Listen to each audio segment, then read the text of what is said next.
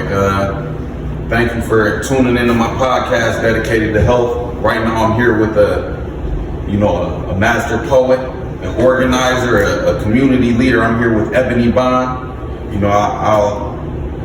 I'll be honest, I can't even do the justice of giving you a proper introduction because you've done so much. So I'll allow you to just let people know a little bit more about who you are. Oh, that's tough. I'm a poet and I'm just a human being. I don't know, like that's just the best. I don't know. It's the best I got. I don't know. A poet and a human being. I like that. You feel me? Because at the end of the day, we're all people. For sure. We're all people. For sure. So, I mean, the first thing I want to ask you is, I know within your poetry and a lot of the work that you've done, you talk about self-acceptance and creating your future. Like, right. I want to ask you, why have you chosen to go down that path of, looking into self-acceptance and really helping other people to accept themselves for who they are? I will take you though.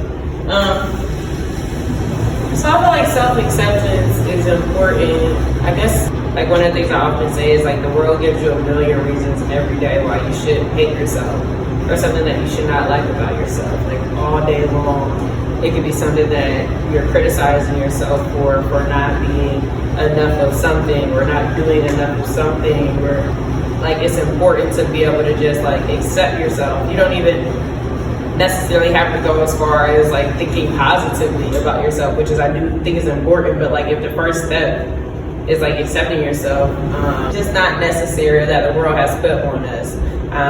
That's what I mean by like stupid. What I really meant is like they're neutral, and so something that's neutral about yourself, just accept it.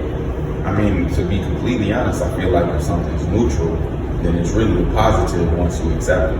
Okay. Because then you can take that ownership back and, really utilize it for what you want it to be. I can see that for sure. I feel like once you accept yourself, it kind of goes more into what you do when I say, you can create your own future. I want to ask, when it comes to creating your future, your own future, what's your views on, how people can do that? One thing I'm really passionate about is creating futures, and like one of the things is like being able to reflect on like success and what success is for you. I feel like a lot of us don't take the time to actually define what success is for us. Oftentimes I feel like people pick some version of success that they want, like out of these options that are generally given to us by society. So society says like this is successful to go down these kind of career paths, or to make this much money, or to have this much influence, or to have this much power.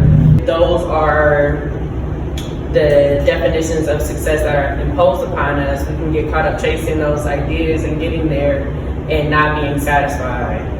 So then you have to really sit down and really reflect on like, well, dang, this success feels like failure to me. Because I feel like failure is getting success you don't want.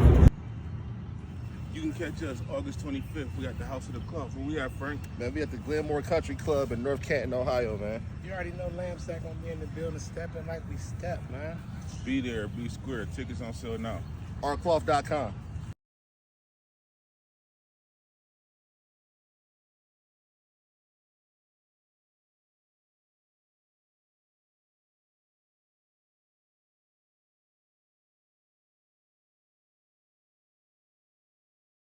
So when you say redefining success for yourself, what would be your advice for somebody who was trying to do that, who was in a position where they felt like, they haven't been as successful as they could have been, but they haven't completely given up. They're still trying to figure out how they can find success in a new level. Me personally, I think it's time. You need time to detach from whatever going through emotions is for you. If you can take that time or carve out that time, I think it's something you have to be intentional about.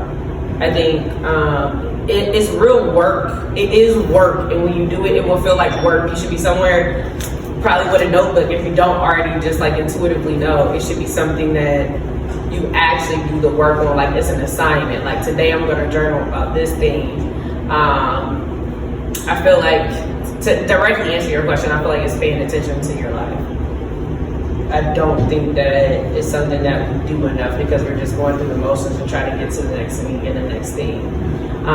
But I think especially after 25, you have enough data about your life to be able to look at the moments and pay attention to your life and look at the moments that really you felt most emotionally connected to.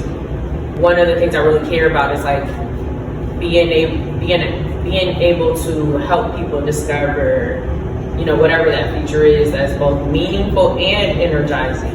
Like, I feel like your life should give you energy. It shouldn't just be something that you do because this thing means something to do and it's important to do and whatever. I think that's only part of it. I think you should also get energy back from the work that you're doing or whatever future that you're building. And so I think you gotta pay attention to the moments that you had a lot of energy, where you felt most emotionally connected to, and I don't miss. I think it's also what moments like really like stirred you, what moments like really frustrated you or made you angry, which moments really made you sad, and then evaluating why.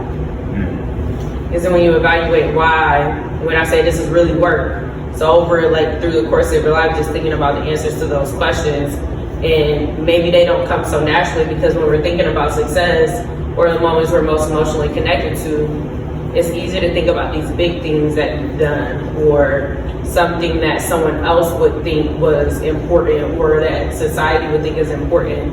But like it was like I had like 30 different moments or little things I could think about. And then when I looked at why, I only had like 3 or 4 whys. Even though moments can seem so different from each other. Taking, you know, the aux cord to always being the person in the conversation that's gonna have something light or funny or comical to say, or trying to be, you know, encouraging or uplifting, or even, you know, trying to like empower people to create futures that are meaningful and energizing to them, no matter, you know, where that is on the scale. The why is pretty similar. I want people to enjoy themselves and to, you know, create these experiences that like mean something to them. And so it's really about, you know, if you want to create your own future, you really have to find out why you're even trying to do whatever it is that you're doing. Yeah, or just pay attention to your life. Because I feel like if you ask me like, what is the meaning of life? I have no idea. I think it's to enjoy it, but it's about reinforcing what brings you joy or meaning or fulfillment. You gotta reinforce it and be more intentional about the things already in your day to day that like make you feel good and also like, you know, contribute, I feel like, back to, you know, society or wherever you are in some